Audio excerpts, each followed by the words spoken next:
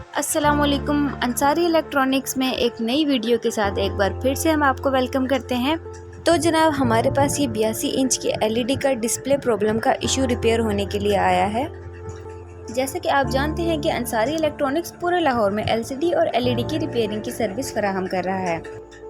और अगर आप भी अपनी एलसीडी के ख़राब होने की वजह से परेशान हैं तो बिल्कुल परेशान होने की ज़रूरत नहीं है, क्योंकि अंसारी इलेक्ट्रॉनिक्स लाया है लाहौर भर में online pick and drop service की सहूलत, जिसमें हम आपको panel repairing, backlight problem, power supply problem, display board और दूसरे तमाम मसाइल का हल फ्राहम करेंगे।